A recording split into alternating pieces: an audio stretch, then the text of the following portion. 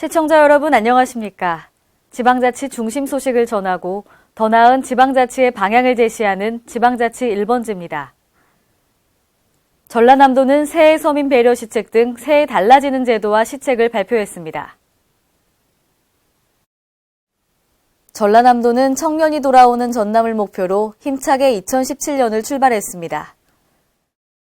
먼저 청년 일자리 창출과 중소기업 지원을 위해 중소기업에 취업한 1년차부터 3년차 인턴 청년에게 150만 원에서 최대 400만 원까지 장기근속 지원금을 지급합니다.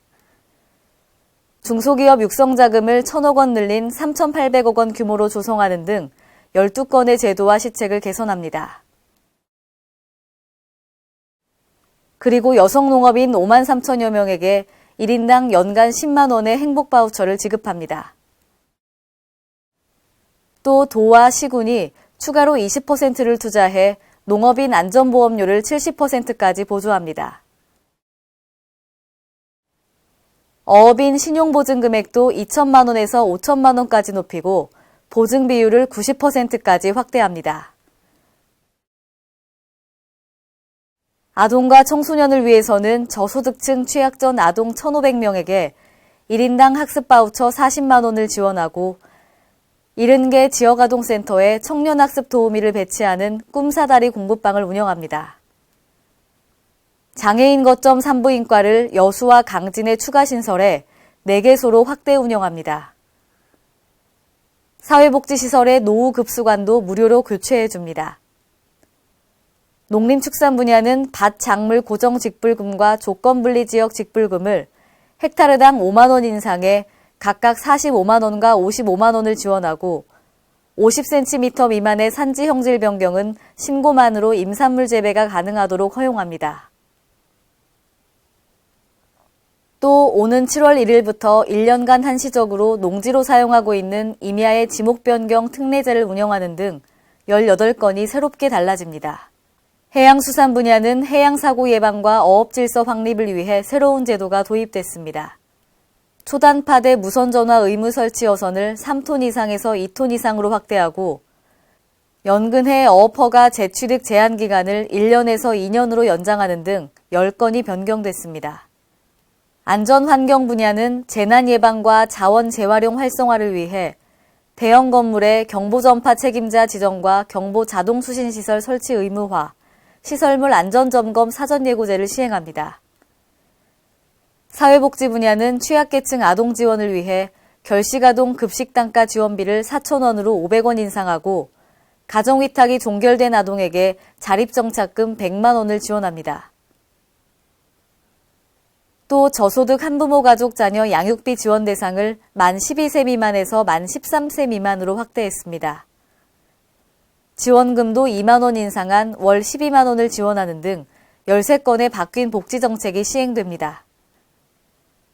2017년 달라지는 제도와 시책은 전라남도 누리집 정보공개란에서 확인할 수 있고 시, 군청, 민원실과 읍면동, 우체국과 농협 등에 비치된 홍보전단을 통해서도 확인할 수 있습니다. 송하진 전북도지사는 지난 9일에 열린 신년 기자회견에서 새만금은 국가사업이라며 정부의 명확한 방향 설정이 필요하다고 말했습니다. 유희광 기자의 보도입니다.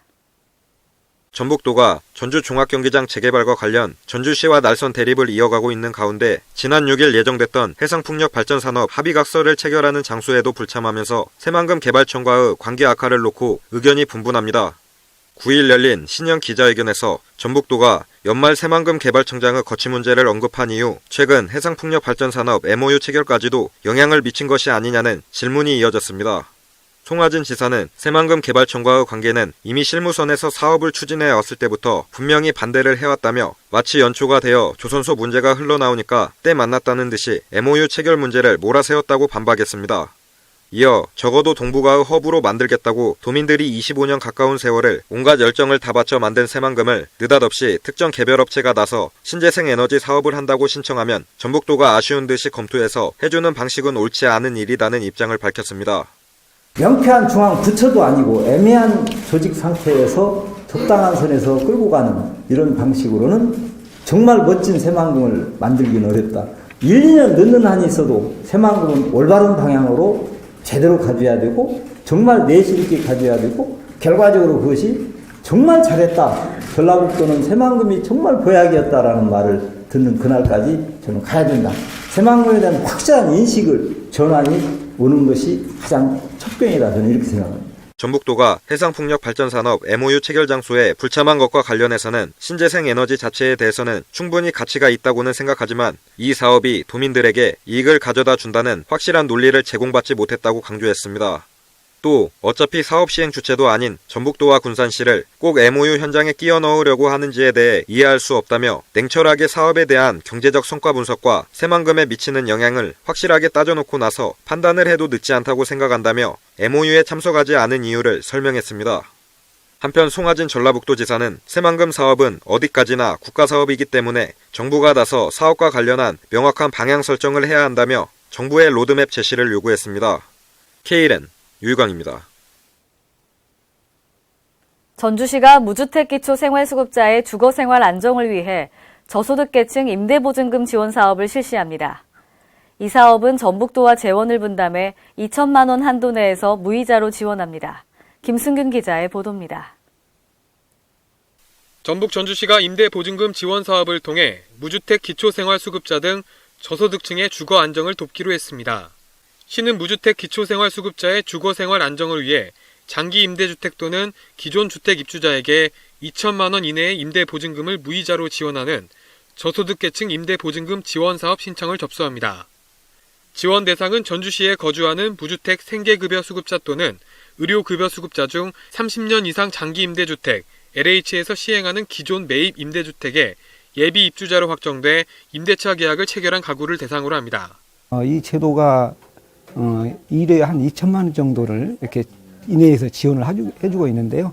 또 2회에 걸쳐서 2번 연장해 갑니다. 그래서 최소한 6년 동안은 그 임대 보증금을 지원받고 살아갈 수 있는 이런. 시는 올해 전북도와 재원을 분담해 총 6억 6천만 원의 예산을 확보하고 지원 가구의 보증금 중 계약금을 제외한 잔액을 2천만 원 한도 내에서 무이자로 지원합니다. 전주시 주택관계자는 앞으로도 무주택 저소득계층이 열악한 주거 환경에서 벗어나 보다 나은 주거 생활이 될 수 있도록 최선의 노력을 다하겠다고 말했습니다. Kren 김승균입니다. 광주광역시는 지난 9일 양림동의 발전 방향을 모색하기 위한 사단법인 양림동산의 꿈 창립총회를 개최했습니다. 광주시 양림동산의 꿈은 광주에 최초로 기독교를 전파한 선교사들의 희생 봉사 정신을 기리고 그들의 삶터였던 양림동을 기억하기 위해 출범한 단체입니다. 이 단체는 이사회를 두고 산하의 기획재정 여성문화 등 7개 위원회를 운영할 예정입니다. 앞으로 양림동 주변 기독교 시설 복원을 비롯해 국립아시아 문화전당과 연계한 관광벨트 조성 등 주요 사업을 전개할 예정입니다. 또한 광주 발전을 위한 대형 프로젝트와 사업 등을 구체화하기 위해 정부 지원을 이끌어내는 활동도 펼칠 계획입니다.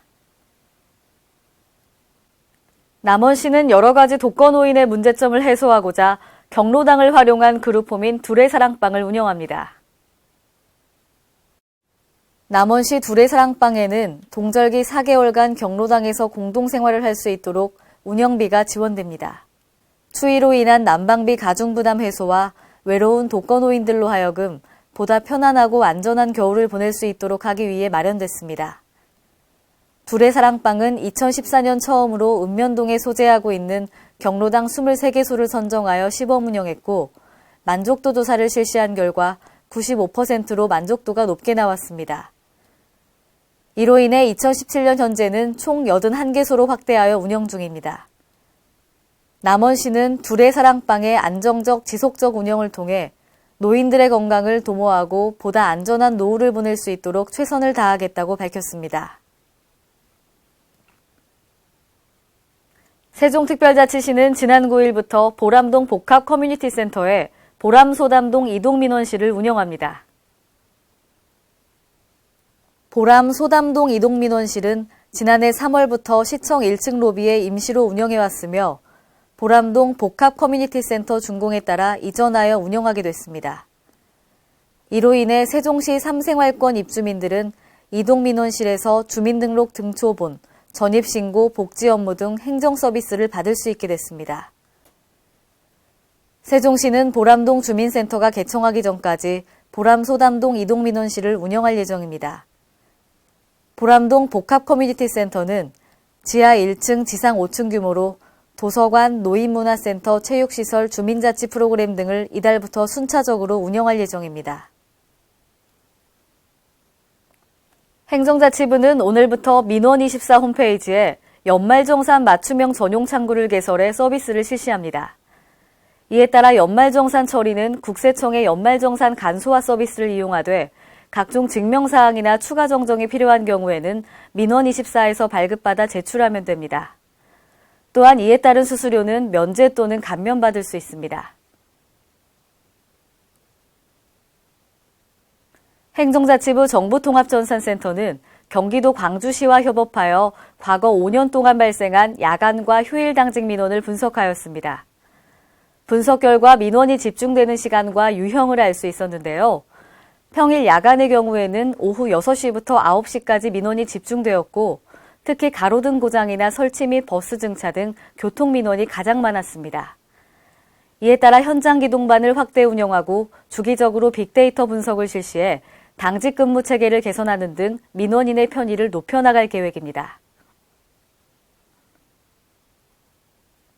이상으로 지방자치 1번지를 마칩니다. 시청해주신 여러분 고맙습니다.